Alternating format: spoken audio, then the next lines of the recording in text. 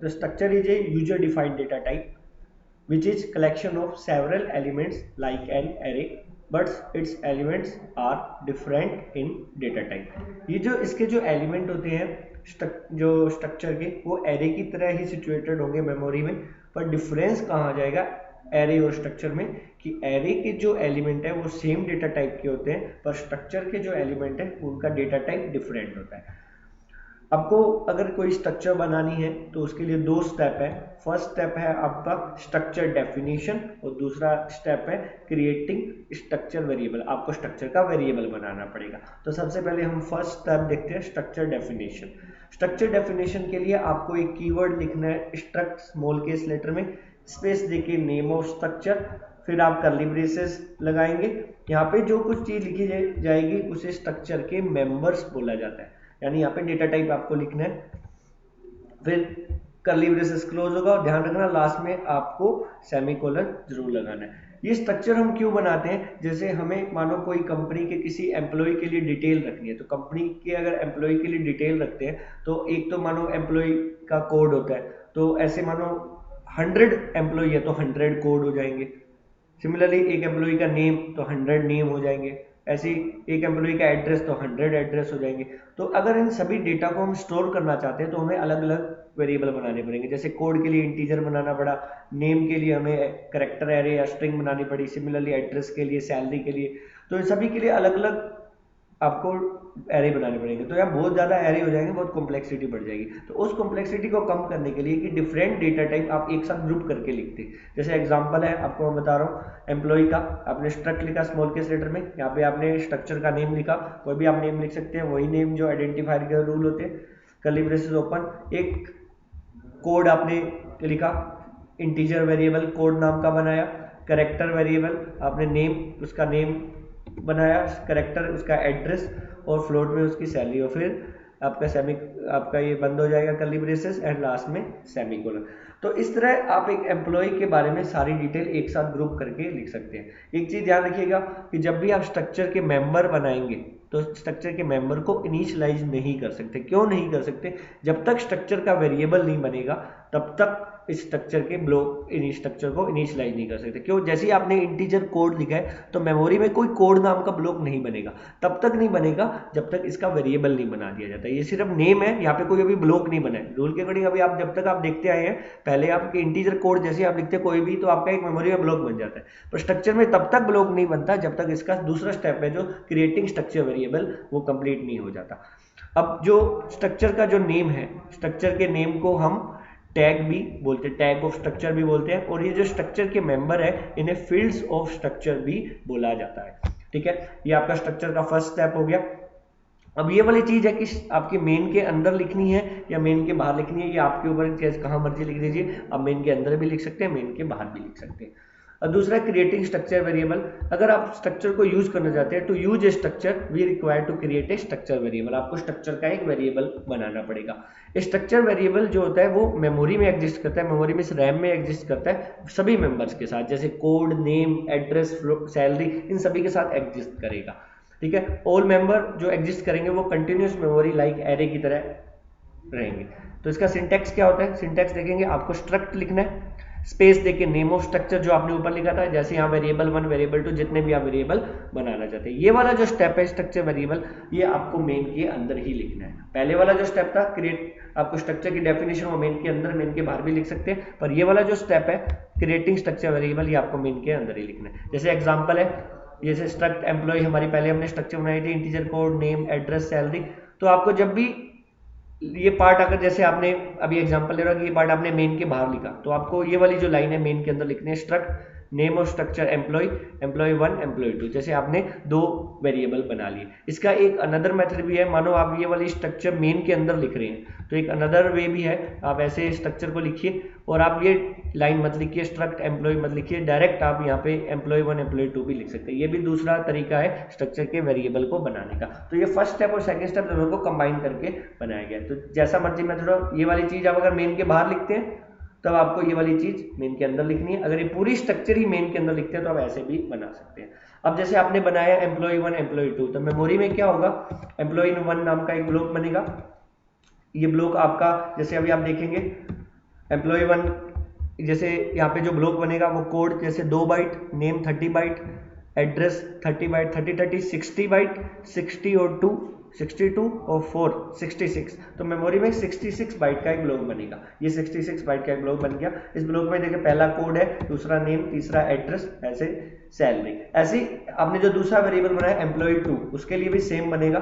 तो ये जो ब्लॉक है, ये ब्लॉक आप देखेंगे आपके बिल्कुल एरे की तरह है, पर एरे की तरह मेमोरी में सेट हुए हैं, पर इनका जो डेटा टाइप है, जैसे कोड है इंटीजर है, फिर ये आपका स्ट्रिंग है, फिर ये स्ट्रिंग है, फिर ये फ्लोट है। एरे की तरह सेट तो है पर डेटा टाइप आपका डिफरेंट है। तो ये आपके जो ब्लॉक है ये डिफरेंट होते हैं डेटा टाइप की तरह। अब हम एक बना के देखते हैं आपके जैसे स्ट्रक्चर को। तो स्ट्रक्चर को बनाने के लिए सबसे पहले हम यहाँ से स्टार्ट करते हैं। मानो हमने अभी स्ट्रक्चर मैं मेन के बाहर लिख रहा हूँ, ठीक है। आपने मेन के बाहर कोई स्ट्रक्चर की किसी एम्प्लॉय के बारे में आपको पूरी डिटेल लिखनी है। तो जैसे आपने स्ट्रक्चर बनाई स्ट्रक्ट एम्प्लॉय, ठीक है। उसके बाद आपने वेरिएबल लिया इंटीजर, कोड, कैरेक्टर नेम आपने लिया 30 साइज का, फिर ऐसे ही कैरेक्टर, एड्रेस लिया आपने 30 साइज का, और लिया आपने फिर फ्लोट, और एक लिया आपने वेरिएबल सैलरी नाम का। तो इस तरह आपने इसको लिखा, और यहाँ पे आप इसका ब्लॉक बनाएंगे, सॉरी यहाँ पे आप इसको एक बार स्ट्रक्चर को पहले बंद करेंगे, स्ट्रक्चर की डेफिनेशन को। फिर उसके बाद मेन के अंदर आप इसका वेरिएबल बनाएंगे। तो वेरिएबल बनाने के लिए सिंटैक्स है स्ट्रक्ट नेम ऑफ स्ट्रक्चर, आपको सेम स्पेलिंग लिखनी है जो आपने ऊपर लिखी है। उसके बाद आपने दो ब्लॉक बना दिए emp1, emp2। तो इस तरह आपकी ये स्ट्रक्चर अभी बनी है, ठीक है। अब हम इस प्रोग्राम को थोड़ा सेव कर रहे हैं। अब हम देखेंगे कैसे अब इस स्ट्रक्चर के वेरिएबल को इनिशियलाइज किया जाता है, कैसे हम एक स्ट्रक्चर के वेरिएबल को इनिशियलाइज करेंगे। तो उसके लिए हम देखते हैं। अब जैसे आपको स्ट्रक्चर के मेंबर को एक्सेस करना है, तो स्ट्रक्चर के मेंबर को एक्सेस करने के लिए आपको डॉट ऑपरेटर का यूज करना पड़ेगा, ठीक है। तो आप डॉट ऑपरेटर का यूज करेंगे। इस ऑपरेटर को पीरियड ऑपरेटर या मेंबर ऑपरेटर भी बोला जाता है। इसका सिंटैक्स क्या होता है, आपको स्ट्रक्चर के वेरिएबल का नेम लिखना है, जैसे अभी आपने बनाया था emp1 emp2, और दूसरा स्ट्रक्चर के मेंबर, जिस मेंबर को आप एक्सेस करना चाहते हैं। जैसे एग्जांपल है emp1.code, emp1.address, इसको एक्सेस करना चाहते हैं। तो अब हम इस स्ट्रक्चर को यूज करेंगे। जैसे अभी मैं यहाँ पे एक ही वेरिएबल ले रहा हूँ स्ट्रक्चर का, जैसे मैंने लिया emp1, ठीक है। उसके बाद मैंने लिखा clr scr, मैंने एक मैसेज दे दिया printf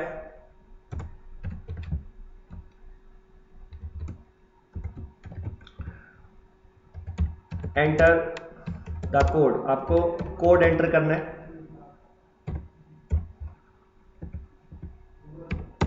उसके बाद आपको लिखना है scanf, कोड आपका इंटीजर है, %d format specifier, comma address. अब जो वैल्यू आप डालेंगे वो कहां जाए, वो वैल्यू जाए आपकी emp1.code।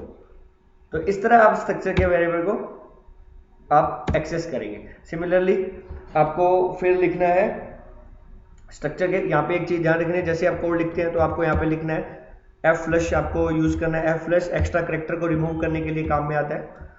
आपको लिखना है f+ std in। फिर उसके बाद आपको नेम एंटर करना है, enter the name \n।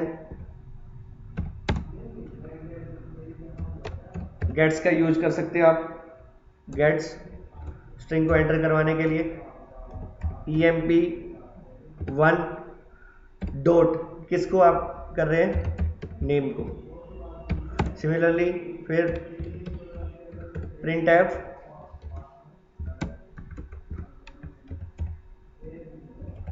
Enter the address, फिर आप लिखेंगे गेट्स emp1 डॉट एड्रेस, फिर आप लिखेंगे जैसे printf enter the salary,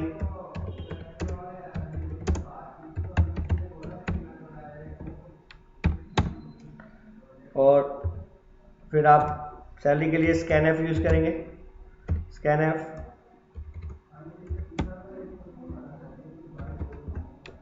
percentage sign f comma address of emp1 dot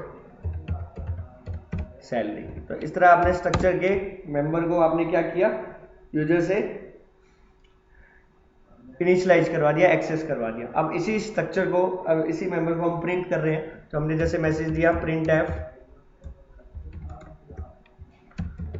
the details of employee, आप इसे इन्वर्टेड कॉमा में कर दीजिए पूरे मैसेज को।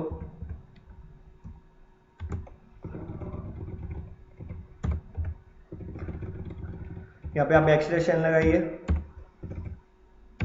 हम इसी डिटेल्स को प्रिंट करवा रहे हैं। सबसे पहले हमारा आता है जैसे printf बैकस्लैश n, सबसे पहले आएगा code is equal to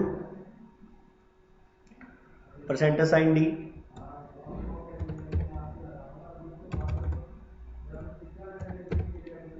inverted comma के अंदर बंद कोमा emp1 डॉट कोड, ये लिखेंगे आप। फिर उसके बाद printf बैकस्लैश n, यहाँ पे आपको जैसे अभी कोड है उसी तरह आप नेम को भी कर सकते हैं। Name is equal to, name को प्रिंट करने के लिए आप परसेंटेज साइन s का यूज कीजिए, comma emp1 dot name. Similarly printf, यहाँ पे आप backslash n address is equal to percentage sign s comma emp1 dot address. printf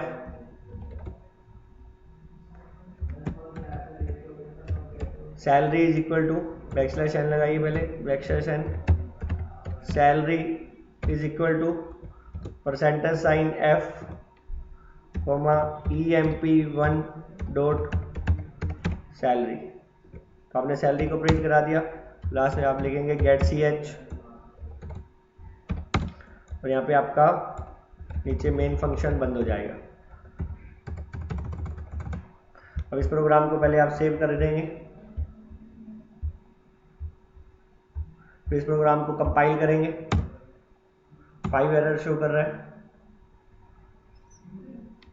declaration आपको जैसे यहाँ मिसिंग बता रहा है, तो यहाँ पे आप पहले एरर फाइंड करेंगे कि इस प्रोग्राम में क्या एरर आई है। यहाँ पे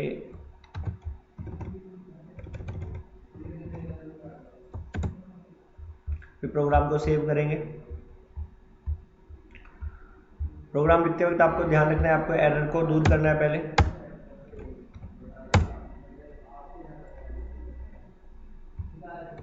आपको ध्यान रखना है सैलरी की स्पेलिंग आपने क्या लिखी है उस हिसाब से ही आपको यहाँ लिखना है। जैसे आप यहाँ देखेंगे, यहाँ पे आपने सेमीकोलन नहीं लगाया। फिर प्रोग्राम को सेव करेंगे, कंपाइल करेंगे, 0 एरर 0 वार्निंग, रन करेंगे। तो सबसे पहले आपको कोड एंटर करना है। एम्प्लॉय का कोड 1, एम्प्लॉय का नेम जैसे आपने एंटर कर दिया जैसे राम। एंटर द एड्रेस जैसे आपने लिख दिया मालवीय नगर। और उसकी सैलरी, जैसे सैलरी एंटर कर दी आपने उसकी 50,000, तो ये एम्प्लॉय का कोड आ गया, एम्प्लॉय का नेम आ गया, एड्रेस आ गया और उसकी सैलरी आ गई। तो इस तरह आप प्रिंट कर सकते हो। आप एक साथ एक से ज़्यादा डिटेल जैसे कोड, नेम, एड्रेस आप एक साथ रख सकते हैं। अभी तो ये एक एम्प्लॉय है, जैसे 10 एम्प्लॉय हो तो आप 10 एम्प्लॉय का एक साथ डेटा रिकॉर्ड कर सकते हैं। आपको 10 एरे बनाने की रिक्वायरमेंट नहीं है। जैसे नेम के 10 एरे बनेंगे, एड्रेस के 10 एरे बनेंगे, वो आपकी प्रॉब्लम सोल्व होगी। आपको सिर्फ एक स्ट्रक्चर बनानी है, जितने आप वेरिएबल बनाएंगे उतने की डिटेल्स रख सकते हैं। तो इस तरह आप वेरिएबल बना के आप कर सकते हैं। तो ये हुआ आपका आज स्ट्रक्चर का। अब इससे आगे हम देखते हैं यूनियन के बारे में। यूनियन क्या होती है? तो यूनियन क्या होता है? Union is a user defined data type. Structure और यूनियन दोनों यूजर डिफाइंड डेटा टाइप है।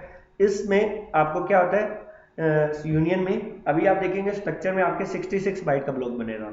यूनियन में ओनली जो सबसे बड़ा मेंबर होगा उसका ब्लॉक बनेगा। इसमें क्या होता है, एक कॉमन मेमोरी को शेयर किया जाता है। जैसे स्ट्रक्चर मेंबर में इंडिविजुअल मेमोरी को किया जाता है, यूनियन में एक कॉमन मेमोरी को शेयर किया जाता है। The size of union is the size of is largest member. जो सबसे बड़ा मेंबर होगा उसके साइज के बराबर हो जाएगा।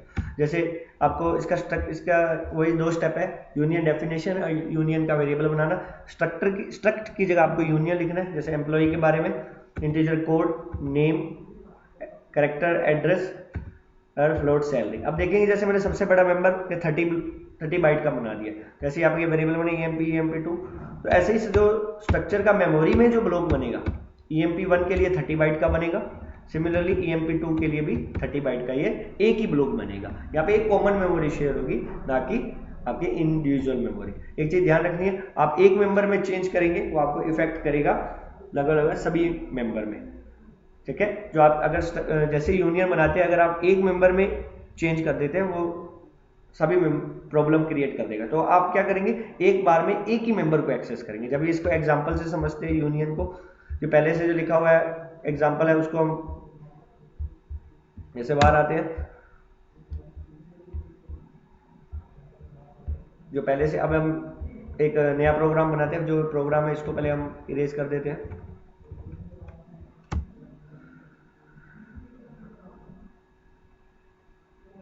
अब स्ट्रक्चर, यूनियन और स्ट्रक्चर का जो मेन डिफरेंस है वो यही है कि जो यूनियन है वो एक कॉमन मेमोरी को शेयर करेगा, स्ट्रक्चर आपका एक सिंगल मेमोरी को शेयर करता है। तो जिस तरह यूनियन, जैसे स्ट्रक्चर का आपने वेरिएबल बनाया, सेम आपको यूनियन का भी आपको सेम उसी तरह ही वेरिएबल बनाना है। सिमिलरली जैसे आपने स्ट्रक्चर की डेफिनेशन लिखी, वैसे ही आप यूनियन की डेफिनेशन भी लिखेंगे। तो अभी जैसे इसमें देखते हैं, हम एक प्रोग्राम, सिंपल प्रोग्राम बना रहे हैं। सबसे पहले जैसे स्टार जहाँ स्ट्रक्ट लिखा है तो आप क्या लिखोगे, यूनियन, ठीक है। और जैसे आपने इसका नाम दे दिया, यूनियन का नाम टेस्ट, ठीक है। ये यूनियन की डेफिनेशन, यहाँ आपने 3 वेरिएबल ले लिए, इंटीजर ए,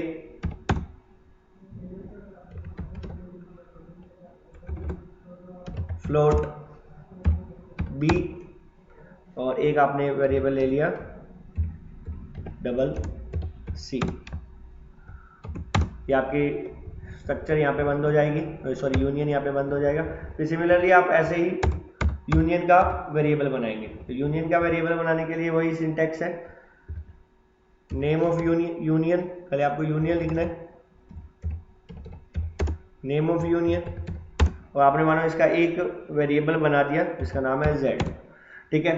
अब आपने क्या किया, जिसको एक्सेस करना है, जैसे आपने लिखा z.a, z.a में क्या वैल्यू आ जाए, इंटीजर वैल्यू आनी चाहिए। जैसे आपने वैल्यू लिख दी 120। तो आप जैसे एक वेरिएबल को यूज कर रहे हो z.a, तो मेमोरी में एक ब्लॉक बनेगा जिसका साइज होगा आपका 8 बाइट। तो 8 बाइट का एक ब्लॉक बनेगा जिसके अंदर वैल्यू जाएगी 120। अब आप दूसरे जो बच्चे, मानो ये तो 2 बाइट मेमोरी कंज्यूम करेगा, तो बाकी 6 बाइट को आप अभी यूज नहीं कर सकते। तो इस, अब आप हाथों हाथ आपको z.a को प्रिंट करवाना पड़ेगा। जैसे आपने प्रिंट करवा दिया, print F %d coma z.a, तो आपने हाथों हाथ ही इसको प्रिंट करवा दिया। जैसे आप यहाँ CLR SCR लिख दें, CLR SCR। इस प्रोग्राम को आप सेव कीजिए, कंपाइल कीजिए, इस प्रोग्राम को रन कीजिए। रन करते आप देखिए z.a की वैल्यू प्रिंट हो गई। अब आप इसी केस में आपने फिर क्या किया, जैसे आपने जेड डॉट ए को प्रिंट कराया है, आपने यूँ लिख दिया, मानो Z dot B is equal to, जैसे आपको कोई फ्लोट वैल्यू डाली, आपने वैल्यू डाली 4.8, जैसे आपने वैल्यू डाल दी, और आप फिर क्या कर रहे हैं कि 4.8 को प्रिंट कर रहे हैं, print F percentage sign D comma Z dot B. ये तो आपने प्रिंट किया ही किया। अब आपके साथ एक और है कि आप एक बार में एक ही वेरिएबल को कर सकते हैं। मानो आपने दूसरे वेरिएबल को भी प्रिंट करा दिया, print F percentage sign D comma Z dot A. आपने इसको भी प्रिंट करा दिया, तो ये अब आपको एक एरर दे देगा। एरर क्या देगा, आप देखिए, अब जैसे ही प्रिंट करोगे तो आपको ये कोई भी बेकार वैल्यू दे देगा, कोई भी गार्बेज वैल्यू दे देगा। ये ओनली आपका जेड डॉट ए की वैल्यू प्रिंट कर रहा है, दूसरे की वैल्यू प्रिंट नहीं कर रहा है, तो ये आपको एक तरह का एरर दे देगा, तरह का मैसेज, अनडिटरमाइंड वैल्यू आपको ये दे देगा। तो ये आप एक बार में एक कोई प्रिंट कर सकते, आप इसको हटा दीजिए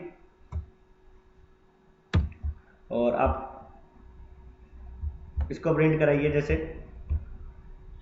तो आपकी वैल्यू दोनों प्रिंट हो जाएंगी, 120 भी प्रिंट हो जाएगी और 0 भी, आपकी जो भी वैल्यू है। जैसे एक बार में एक को ही एक्सेस करना है तो आप इसको हटा दीजिए, एक बार में एक को ही एक्सेस कीजिए, तो रन करेंगे तो आपको ये वैल्यू शो कर देगा। तो जेड डॉट बी की वैल्यू ये आपको 0 शो कर रहा है। आपको यहाँ देखना पड़ेगा कोई, क्योंकि यहाँ पे आपको परसेंटेज साइन एफ लगाना पड़ेगा। अब आप इस प्रोग्राम को सेव कीजिए, कंपाइल कीजिए और रन कीजिए, तो आपको ये वैल्यू शो कर देगा। तो 0 इसलिए शो कर रहा था कि आपने यहाँ परसेंटेज साइन, मैंने वो परसेंटेज साइन डी लिख रखा था, आपको परसेंटेज साइन एफ लिखना है। सिमिलरली आप इस तरह जो देखेंगे कि आपको सिर्फ एक बार में एक ही वेरिएबल को आप इनिशियलाइज करवा सकते हैं, एक से ज़्यादा वेरिएबल को आप इनिशियलाइज नहीं करवा सकते। जैसे आपने 2 वेरिएबल एक साथ करवाएंगे तो ये एरर दे देगा। तो स्ट्रक्चर आपकी इंडिविजुअल मेमोरी को शेयर करता है और यूनियन आपका कॉमन मेमोरी को शेयर करता है। आई होप आपको ये लेक्चर समझ में आया होगा। Thank you.